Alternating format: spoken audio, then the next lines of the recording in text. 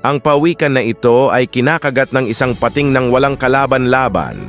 Nabigla ang mga tao na ito nang may nakita silang pawikan na sinusubukang umangkas sa speedboat nila.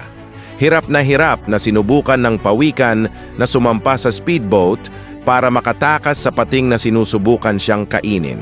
Ilang minuto makaraan ay ang dalawang lalaki na ito ay nangingisda nang may napansin silang kumakalabog sa likuran ng sinasakyan nila.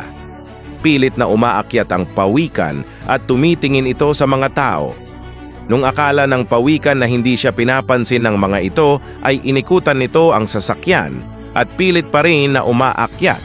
Pero hindi niya ito magawa kasi sobrang bigat ng pating na kumakagat sa kanya. Makaraan ng ilang sandali ng pakikipaglaban ng pawikan, ay naubusan na ito ng lakas at tila ba tinanggap na lang ang katapusan niya.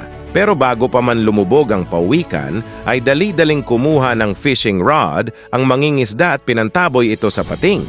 Wala nang nagawa ang pating kundi umalis. Pero ang pawikan ay hindi pa umalis at tila ba pinagmamasdan pa nito ang paligid at takot na takot ito. Sa mga oras na iyon, hindi alam ng mga lalaki kung bakit takot na takot pa din ang pawikan. Nung tiningnan ng isang lalaki ang ilalim, ay nakita nila na hindi pa rin pala umaalis ang pating. Matapos ang ilang sandali na pag-isip-isip na ng lalaki na kunin ang pawikan at isakay ito sa speedboat.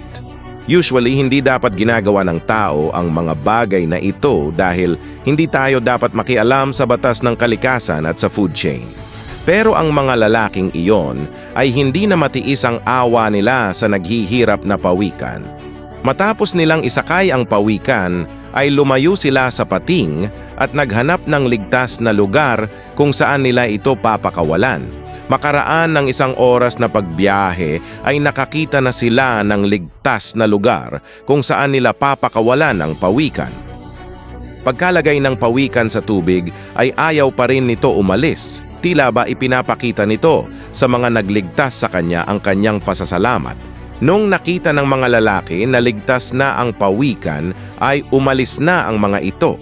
Pero napatigil sila nang biglang bumalik ang pawikan at may dala itong jellyfish na tila ba ibibigay niya ito sa mga lalaki.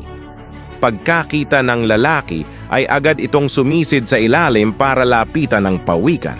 Agad namang ibinigay ng pawikan ng jellyfish sa lalaki at ipinapakita pa nito kung paano ito kainin. Isa itong nakakamanghang pangyayari na minsan lang kung masaksihan. Isang patunay na kahit ang hayop ay marunong ding tumanaw ng utang na loob sa ating mga tao. Namangha ka ba dito?